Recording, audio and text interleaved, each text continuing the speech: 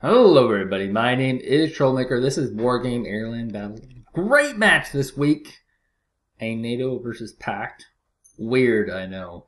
Representing the color blue and playing as our NATO player is going to be Harold95, who is in fact actually Darricks. Darricks, of course, was one of the top players overwhelmingly in the Wargame European escalation community and continues to do quite well with Wargame AirLand Battle. And his opponent, one of the top players in the game. I'm not sure if he's number one, but he's probably in the top 10. Has his own channel. His name is Wolfeater. His channel will be in the comments. It's weird. I mean, it's weird. He's a nice guy. Well, I don't know if he's a nice guy, actually. I don't know that as a fact, but it's a weird channel. In his latest few videos, I watch bits and pieces of it, just to kind of catch on some strategies.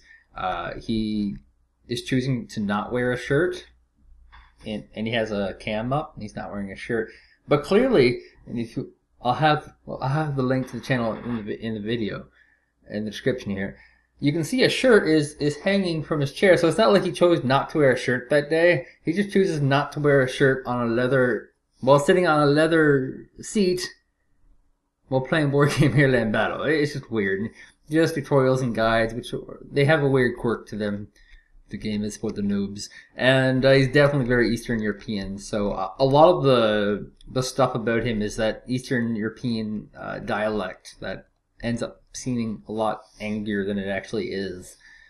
Speaking of which, this map, 2 3-point bases in the middle, 2-point and 3-point bases here. This is probably one of the more aggressive maps you can choose, specifically because of how valuable this middle location is. It's so aggressive that very often people will play this 2v2. It's a really tiny map, however, like really, really tiny. So we're going to see a ton of infantry. Looks like we have a Mirage with some CEMAC radar anti-air unit rocketry here. So that should be interesting. And some Pumas flying in. Looks like we have no opting for any kind of air response from Mr. Wolfeater. And looks like solid grab here by Darricks for the middle location. He's going to drop in some, light infantry? No, Rimas. Going for the Rimas. And he's taking all the flanks. He's grabbed a Hussard, which will grab this base here. And just overwhelmingly grabbing position. He also has a command base already at Delta all the while. Oh my god, don't die! Don't die! Don't die! Oh my god, look how dirty that plane is. Mirage will successfully get away.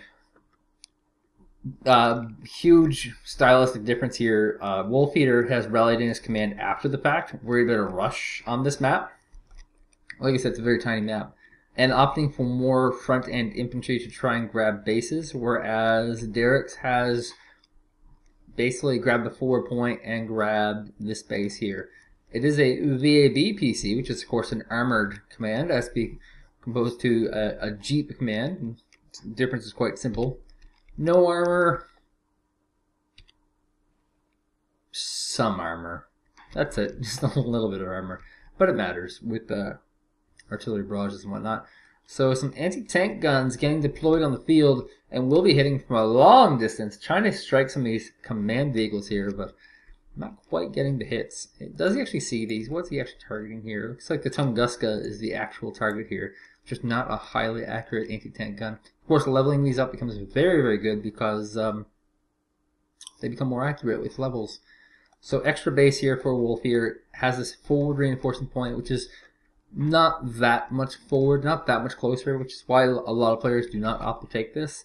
And there's some VLRAs, 1-point vehicles, just spotting this position to see what's here exactly. And he's going to know right off the bat, lots of vehicles here. It's also giving vision for the anti-tank gun, interesting enough. Every time these things fire, the anti-tank gun hits the targets. This is a cheap tactic that you can use. And looks like we have a pullout here by Wolfeater, not realizing, of course, that these are empty, which you can't realize, and has been pretty well duped here. He's only going to get another 4 points from these 1-point vehicles, so pretty strong play by Wolfeater so far. Absolutely tricking Wolfeater, who's losing points now. He probably lost more points by killing these things and moving his command than he actually did from gaining. I can do the math real quick. 1 point every 3 seconds. He's had it out for a minute, but he just lost 20 points. So absolutely and he continues to lose more and more. 20 points right here, and he just continues to lose. So he's probably lost about 25, 30 points worth of units by doing that. Hold the phone. We have Wolfeater dropping a recon in the back. Of course, it has been spotted. This is, of course, the sneakiness that I really enjoy doing myself. Using these spec ops teams to knock down those commands, but it will get captured. A Puma on the way to offer some anti-infantry assistance. Pumas, of course, also known as the badasses of the sky. The armée de terre. I guess that's the Earth Army. So it'd be like the normal army. My French is rusty, but I'm pretty sure armée de terre means like Earth Army, because terre is Earth, and armée de is army of. So pretty sure that's how it is. And looks like we have a recon that will get picked up. Now, one thing with this map is that it truthfully does not have a lot of interesting factors to it. It is a very tiny map, very straightforward, and ends up being pretty stalemate-ish with lots of artillery and bombers and whatnot. And so this might be the most exciting part of the game right here. Oh my god, napalm!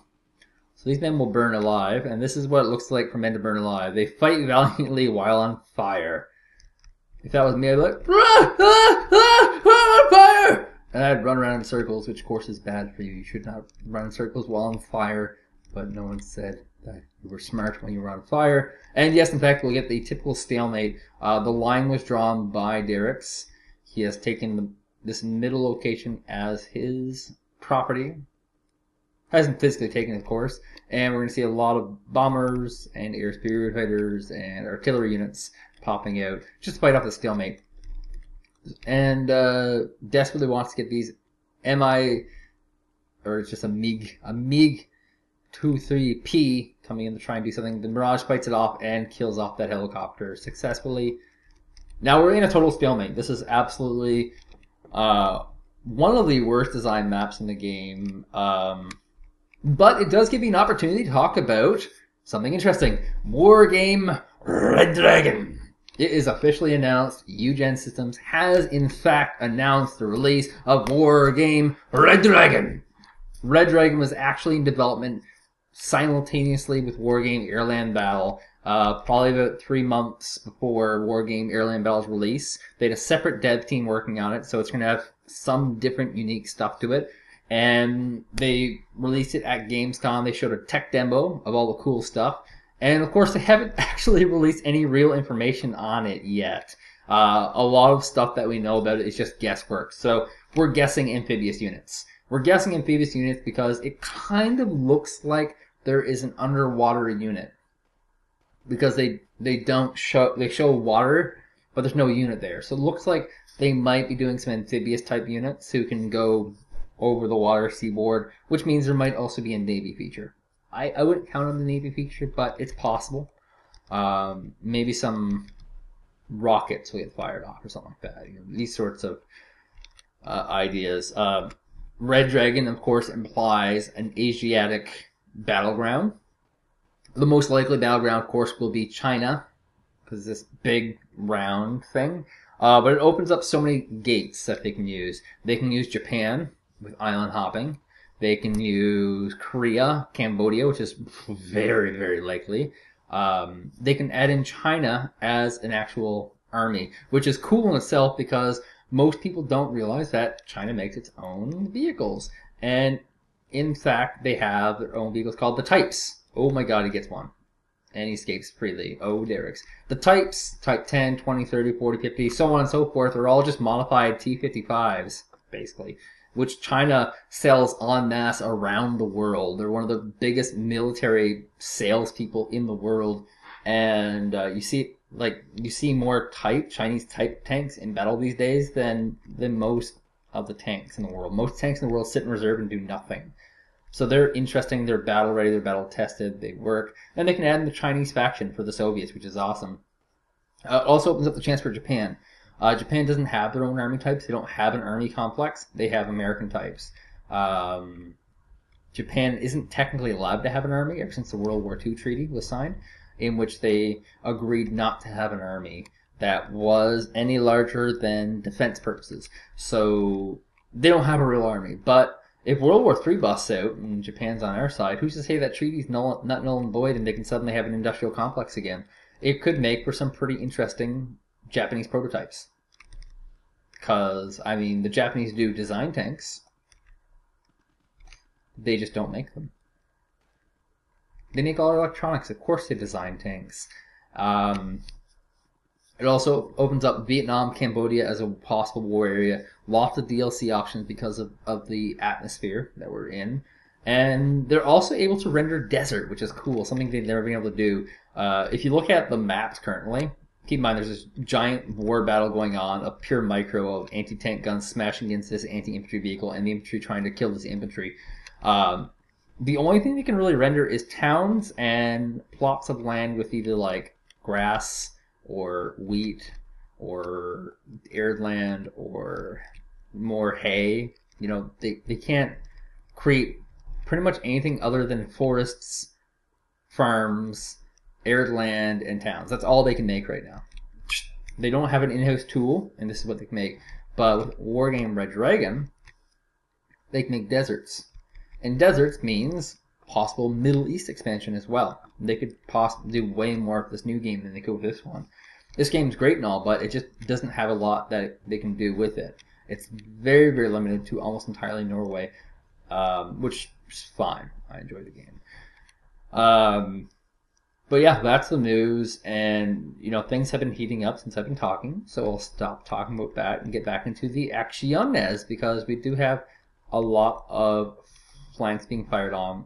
Big favoring here by Darricks for these anti-tank and Milan types as they just continue firing in the distance, and the T-55s are trying their hardest to close the gap here, but ooh, gets one of them. It's also hard to run into these because they're insanely cost effective. You have a 15-point infantry, and there's just nothing you can throw into it. Now we do have a Spetsnaz running across the field, which of course is just a thing. It's a thing that actually happens now. It's weird. In Wargame European Escalation, this would be stupid. Why not bring your vehicle? But in Wargame AirLand battle, like, you bring your platoon of a circle of men, and it's always this weird circle of men, to run across the battlefield and actually engage the enemy. It's really bizarre. It's almost as bizarre as the homes in Norway or Sweden or Denmark. And maybe this is not accurate at all. Maybe the developers have never been to this country, but I mean, honestly, what's up with the color coding of these homes? I feel like it's a freaking jelly bean. Whatever. T-55 is going to napalm a random area, kills off that group of units, and is able to get a foothold into one of the 3-point bases, which of course Darricks has been protecting very well. And now the T-55 is just eating away with his napalm at all these infantry. Just trying to get some pot shots where there's no Milans. A new Milan is in place, not quite in range to hit anything, but oh, half winding up, go! It's going to hit something. What's it going to hit? Maybe a tank? A T-55? Miss. That's a shame. This map also has this giant river or lake, and that's why I got into the whole Red Dragon thing, because if they have amphibious units, you could do something like this. You have to defend your coast somehow. That'd be interesting. But yeah, it's a really exciting development. I'll actually have a link in the description to not only Wolfeater's videos, but also of a screenshot from Red Dragon that the developers have in fact released. You can check out. If you want to get more information on Red Dragon, I would start getting on Twitter and follow Eugen Systems' Twitter account. And if you don't want to do the Twitter, you can also do the Facebook. There's a Wargame Facebook group that has all the information as it comes. And you can also go to their official forums on wargame-ab.com, at which there's a giant community of history World War II nerds who will look at this tank and go like, look man, this tank does not have this edge here. Okay, it needs to be smoothened out. They are very super serious about modeling. They love the World War II modeling stuff. Speaking of Chasseurs having the longest range in the world, here it is, Chasseurs, the longest range in the world, actually trying to take on a T-55 toe-to-toe and actually not firing anymore. So that's unfortunate. Kind of just revealed itself for nothing. Prusik Eagle are going to fire up and kill a Puma potentially. Oh my god, routed, happened, dead. So that happened. Whew. So all the while, Darricks is 300 points in the lead, which is huge, of course. And It's a really tiny map. Small income bleeds Wolfeater. He likes doing these small income bleeds, which is of course smart. You should always go for small income bleeds. This 100-point vehicle pays itself off very, very quickly. Even on a 1-point base. It will pay off after, I believe it's 10 minutes. You'll get your 100 points back, and after that you're just getting extra units. So extra base is always good, but oh my god, what happened to the command here? Looks like artillery fire killed command dead poof. And that's how it goes. That's how it goes, ladies and gentlemen. It might be wise for him to move this command over here, but it's not secure. Because while we have Wolfeater pushing the middle, we have Darricks pushing the flanks, and he's being super aggressive with it. He's got Milans just picking off these tanks wherever he can. The Tunguskas have to move back, don't want to die. And T-55A after T-55A is dying. And these are not the T-55s. These are T-55As. You don't get as many of these. You still get a lot, but not as many. Commit on this side is pretty tame. There's just no strategic objective there. This is the objective that Darricks is pushing. He's got so much invested into this gun, heavy on his infantry count, whereas Wolfeater is trying to make something happen with these tanks. Just way too many anti-tank gun teams here for Darricks, and he's actually getting them skilled up. He's getting a lot of high veterancy anti-tank guns here. Speaking of which, T-55 goes down again, and all the Milans are actually completely out of resources. A logistique, which is a supply truck. Logistique, I guess it would be pronounced. Logistique, V-L-R-A, logistique, or V-L-R. Is it R? A. Logistique. Supplying all these anti-tank guns, and they're just going to continue to vet up all of them. They're just going to, like this one here is full on vetted. That's a crazy anti-tank gun, and the more he vets them up, the more dangerous they're going to become. And oh my god, one of them goes down. He actually needs to get this guy back and running because he is one of the frontline soldiers. And here comes another shot at what? A miss, I guess that would be called a miss. Just super effective. And here comes a yak. It's going to burn down this forest. Here we go, burn. And it might get the Milans. Got the Milans. Awesome news. And so on this main front here, T-55 still shelling out, but just not being cost effective. Whereas Wolfeater is being ultra cost effective, using these VLRA logistique to resupply these Milans and just picking off. He's got to get these front guys resupplied though in order to continue doing this. All the while we have a Chasseurs versus Motostrelkis, and it looks like the Motostrelkis might be able to actually take position with the support of the T-55. They're currently stunned, but there is a T-55 firing on this position. There is a Legion coming up the side flank, and dear God, Eugen Systems, make me this promise for Wargame Red Dragon. Get rid of this ridiculous circle formation. Dear God, I giggle. Even in the sky, you can see the circle formation. No soldier runs like that. They don't run into battle in a perfect circle and go like, I don't know, but I don't care. We're making crop fields everywhere. People think we're aliens. Aerial footage makes fun of them. Nobody does that. There's no army in the world that does that. Speaking of which, Darricks able to perfectly come up with this awesome flanking position here. Motostrelki forced to pull back, but might die before it does, and is able to actually secure this front location while grabbing this new hedgerow here, which means that this little jungle location here will eventually, once this T-55, be able to support another anti-tank gun Milan. Just using this great, slow, creeping infantry style. Darricks, such a solid player. If there's a Wargame Cup, and I say if, because if there is a Red Dragon release soon, it probably won't happen for this game. It'll happen for Red Dragon. But if there's a Wargame Cup, I expect both these players to be within the top 66 again, easily. They're both just solid players. Speaking of which, Vigo gets picked off by a Conquerors, an enemy Conquerors, and the anti-tank and Milans just continue this devastation. Note, when the rocket explodes, it can actually destroy weird things. Like, say if there was a infantry here, it would destroy that infantry.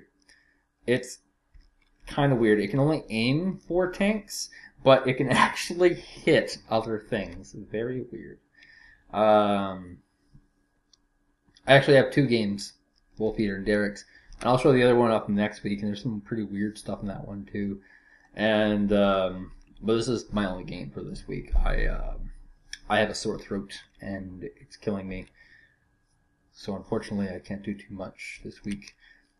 Speaking of which, more of the logistics coming up. Just trying to be insanely cost effective with these anti-tank guns.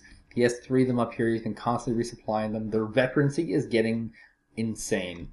And all this tank feeding, unfortunately, just doing Wolfeater no help at all. He needs more infantry on the field, much, much more. He might even favor to have artillery shell out some of these locations. Does he have an artillery as a Molka? But he's just not firing it. He just needs to pound these locations, get rid of some of these infantry units. Specifically these cost-effective ones. Like these anti-tank guns have just been too good. Way too good. A free supply truck. Of course, supply trucks don't cost that much. Goes away.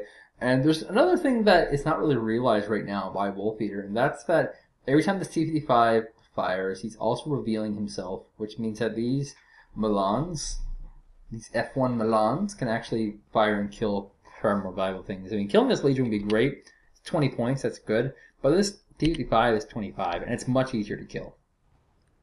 He's got to calm down. Use the artillery instead of the tanks. It's my thought of the day. All the while, anti-tank gun Milans field up, and here they go again. 3 of them pretty well fully vetted now, and actually going to fire at a different target. Grabbing the BTR 60 PB across the way, and that goes down. And now they go for their secondary target. And will they get the T-55? Oh my god, yes they do.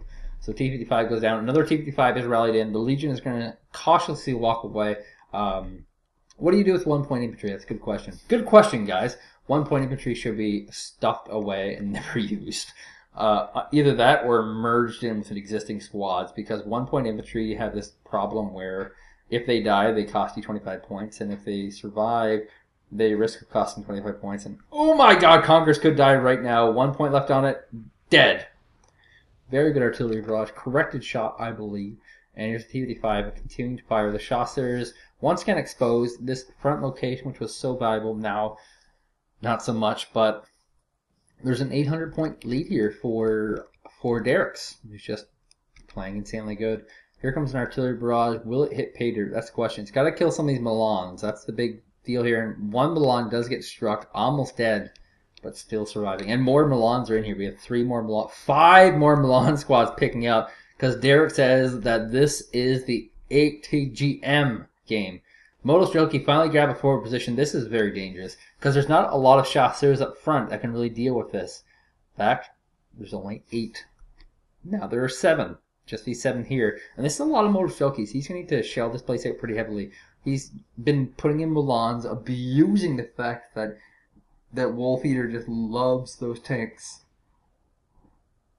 But now he's in trouble. There's a lot of infantry, and here comes a Motostrelki squad. It's going to rush up, and like I said, this is just weird. Now it actually grabs this forward, what is this? Some sort of military base? Gas chambers? And a radar tower. No, it's a water tower. So this is actually a farm that we're looking at here. This is this is a farm equipment. Yeah, these are tractors. So this is a farm, and look at this farmer in his nice car. Is that a Porsche? Oh god, there's a battle going on. So Motostrelki's getting hit by 2 flanks here, and it's actually going to favor Darricks, surprising. He's got 18 units against the 10. An interesting note about infantry. I bet you didn't know this. Infantry have no armor. Infantry are unarmored, yes. So every single hit on an infantry is actually hitting a weak point. The big benefit to these towns is it provides cover, which gives them kind of like fake armor, the appearance of armor. By the way, one of the big anti-tank guns for Darricks has finally been killed, but another 7 are on the way and doing really good. This BMPT, of course, is like a 70-pointer and an 80-pointer, dear God. And if that goes down, that's trouble. The anti-tank gun Milans are blowing through all their reserves of munitions, trying to kill stuff. All the while, big battle going on here with Motostrelkis going to lose, no doubt. As another group of 10 chasseurs enter the front foyer. Foyer is where you greet people. I'll greet you in the foyer. And that's what this battlefield is. One giant foyer. This right here is Darricks' foyer. This right here is Wolfeater's foyer. This is how Wolfeater says to Darricks, "Hi, how are you doing?" That's good news. And this is Darricks' response. "Asshole, I hate you, laugh. I don't like you anymore. And that's exactly how Darricks talks in real life too. The more you know. So the BMPT still being kind of obnoxious here. Not quite killed off. Darricks is doing very good at just pounding these units here. And he's going to try and do a little bit of micro jousting, which you move up, get a little bit of room, and pull back. And shot, and you move back. And, oh my god, takes too much damage. Didn't really work out there. Too many Milans there. And he can't do that anymore. All the while, Tunguska are going to fire on a Mirage. Mirage does get away. Looks like he got shot down. But target does get hit. Not a big target, just a small little napalm on these Conquerors here. Of course, in this map here, killing off anti-tank stuff is awesome. Tanks, of course, are going to dominate against infantry, and that's what Wolfeater's thinking. Well, why would I get the infantry when I can get tanks? Tanks very good, infantry very bad. And, you know, Darricks is just playing the meta game, put in some anti-tank teams here to try and deal with what would be clearly a vehicle-heavy build from Wolfeater.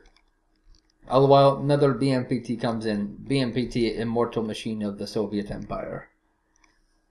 BMPT is greatest vehicle. Vehicle better than all vehicles. Vehicle so good you think it tank. Maybe it is tank, but it not. It carries infantry. BMPT great. Speaking of Russian stereotypes, hi.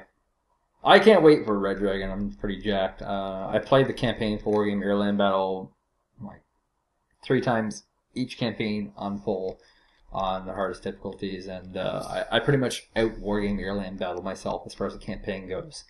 And I've been trying to get some co-op on the go, but it's really hard to find people who want to play that long, unfortunately. And it's weird. Wargame AirLand Battle is getting close to have run its course. It's getting lots of fresh talent, but unfortunately, there's just not enough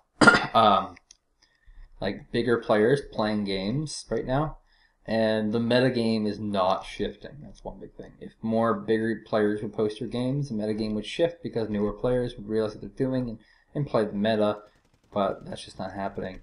This is neat though. This is something neat to do. Heavy on these anti-tank gun Milans, using them to kill anything to get your veterancy numbers up, and then just crushing through once all the T-55s are dead. And that's exactly what he's doing. He is now in a position to actually completely encircle this poor Eastern European player, as Darricks is just a vicious attack beast right now. He has only 470 points to lead. And keep in mind, most of the units that Wolfeater is using are pretty cheap, except for the BMPTs, of course, which is why he's trying so hard to keep them alive. And Darricks, you know, he's taking this middle location just to deny it, make sure his opponent cannot get it. And he's been playing very progressively compared to Wolfeater, who's been playing very aggressively. And by progressively, I mean that he's slowly moving up, making sure all his units level up, not losing too many units, just doing things slow and progressive. Whereas Wolfeater is playing very aggressively. And both styles have their merits. You know, an aggressive player can be just as successful as a progressive player. But in this case, the progressive gameplay is working out much, much better in the clash of styles, and really works good on this map. And note something that we missed here. Wolfeater is in fact taking this flank as well. He's taking all flanks. He has a complete surround. And now the map is looking really tiny, like really tiny. Like this is the whole map right now. And right now there's a huge advantage for Darricks. He has completely encircled his enemy. He just has to move up into this Charlie base, and he has a complete encirclement.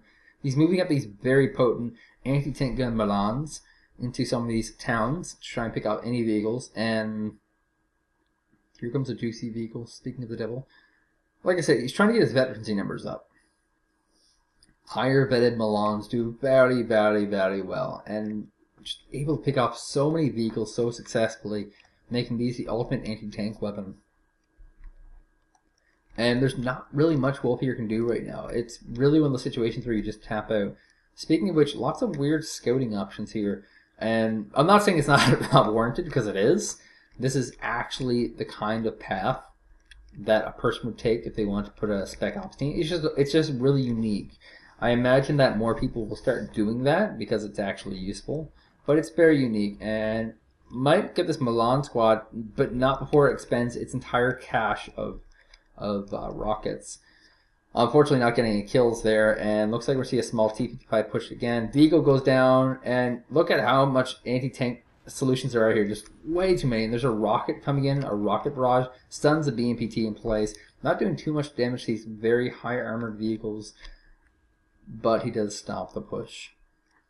All the while, more infantry coming in. This just must be an infantry deck. That's got to be it. Because look how many infantry he has. Look how many anti-tank teams he has. Look how much friggin' infantry he has. I don't think there's this much. He's got Rima, Legion, and Chasseurs on this, as well as Hussards, his Milans, and what else does he have? He has to have something else in here. Because this is just so much friggin' infantry. I have not seen this much infantry on one map. He's just doing a really cool slow creep with his infantry.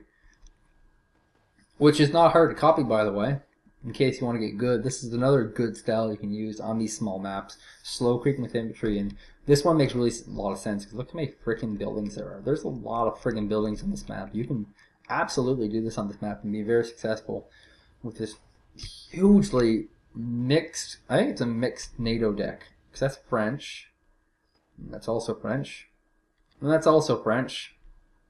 Well, that's also French with the Hussards. Well, is this a French deck? Really? Darricks, are you playing with French-only units? Now I look at them, the names start looking Frencher than they did before. For example, this French Foreign Legion. That's not a French Foreign Legion. That's a Légion de Français Forain. And this anti-tank gun Milan F1, well, that's not an anti-tank gun Milan F1. That's a anti-tank gun Milan F1. Ooh. These Hussards? Well, not Hussards, they're Hussard. God, it even sounds sexy coming from there. Hussard.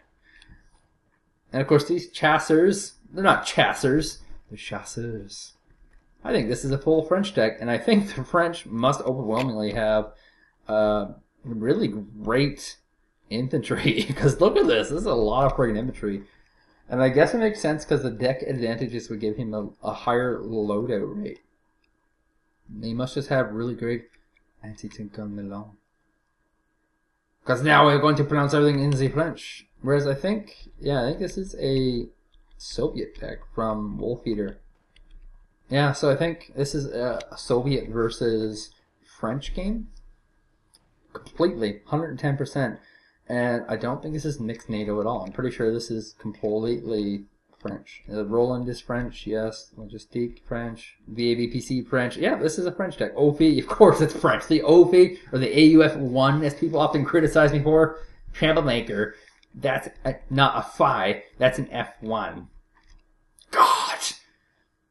But if you want to hear more stuff like that, definitely go to the forums. It's full of the war nitpickers who get really upset with every detail. It's actually kind of ridiculous how much detail people do on the Wargame AirLand. But some of it's impressive, I'll say that much. Some people actually repaint models themselves with specific detail. They might as well be working for the studio with the amount of detail. So the fact this is French makes a lot of sense because he's using these really bad AMX tanks, which have just been dying, right? They just instantly die. The only thing that stayed alive in this match for Darricks has actually been his infantry. The rest of his stuff just dies because French stuff is like glass cannon stuff. It just dies. They get a tank with no forward armor. They run into the battlefield, and their most recent battlefield was Timbuktu. They run into the land of Timbuktu, which is actually not called Timbuktu. It's called I'm gonna get this. It actually has a name. It's not the Songhai, that'd be ridiculous. But it's the old Songhai territory. Modern geography is hard. Have you ever been to Timbuktu where the dolphins... I'll never get it. Anyway, they were running into battle with these, glass cannon tanks, and all the while the rebels and Timbuktus were running around with Type 40 Chinese units available in Wargame Red Dragon, coming soon to a retailer near you. Wait, it's probably not going to be that near. At best, I suspect that it'll be a Christmas release or maybe another late March, late April type release window. At least that'll be for beta. I don't know when the actual release will come, but it's exciting. I'm excited. I can't wait. Another war game for me to dig my hypothetical teeth into. course, I don't have teeth, so they are actually hypothetical teeth. Lots of tanks coming down here. Not a lot of AT solutions. And I think overwhelmingly what Darricks has shown, this is to all the naysayers, to people say, I don't like Infantry. I don't think they're very good. They are quite good. And they're very cost effective. They've done a very good job in this match against tanks. And one thing that Wolfeater hasn't done is those big units like the T-80As. He's using these BMPTs, which are still good. They're really good. Like, what unit has 2 tank destroyer weapons on it? Name one. Go ahead, name one. I dare you. Name one. Name 2. Exactly. And I mean, we could see a march of the Chasseurs. And here's what I'm talking about, these AMX 3Os, like just no armor at all. This is the kind of stuff that like the French use. They love their fast-paced on-armored tanks, mostly because they got crushed so hard in World War II. I mean, that's just created their war doctrine. Is like, we're gonna have the fastest tanks in the world, and it hasn't really worked out too well for them because they haven't needed to use them. They've only been using them in like Vietnam to knock down trees. And God, what's that place called? It was only recent they went to Worthy people. It's not Syria, no, that's Middle East. It's ridiculous. And they did it fast too, like 1 month, boom, they're out of there. It's not Côte d'Ivoire, because despite the French name, it's very Americanish sounding. It is a former French colony, though. Anyway, he is saving these AMX 3D, so good on him. And here comes the Conquerors. What will these Conquerors in this high school fire upon? Wolfeater conquers, best conquers. Conquers kill one shot. One shot in the air. That kill at least 10 molecules. Missile successful. Russian propaganda, best propaganda. And another Conqueror is going to go off. Will he hit a target this time? I think he's actually targeting this logistique. Ironically. And no. We're getting no shots there. So 3 minutes left in the game. Overwhelmingly, this is a huge win for Darricks. I would expect both these players to be at least top 64 for the next Wargame Cup. If one such Wargame Cup actually happens. I'm pretty sure it's coming for like a couple months. I suspect there will be one. I suspect these players will be top 64 picks. That's my guess right now. Raising hands, I have in my head about 20 players I think will be top 64 easily, and there's lots of surprises. Speaking of which, we have the last hurrah from Wolfeater. This is a tank blast. We have some artillery coming in. This could be the game-winning shot. Chasseurs are firing. There's not a lot of anti-tank here right now, so he can still be a little bit effective, but he's not going to be able to do the damage he needs to do just because the type of unit that Darricks has chosen to use is not that expensive. He's using a lot of AT, and he's bringing in 4 more AT solutions here. Should just jump them in some homes and try and take some pot shots at this massive tank force, which Wolfeater's been building up the entire game. Keep in mind, this is the kind of tank force that the average person is very fearful for. Lots of tanks, lots of Soviet tanks, BMPTs, T-64s in the rear doing damage. That's very scary to most people. Now we have 3 anti-tank guns, 5 anti-tank guns, an AMX 32, adding in some pot shots. Of course, once again, very weak tank, will die very easily. And now we have 7 anti-tank infantry here firing away, and they finally get that game-winning kill. Was a BMPT, and with a double score, we have Darricks, also known as Harold 95, with an overwhelming major victory. My name is Troublemaker. Thank you guys for watching.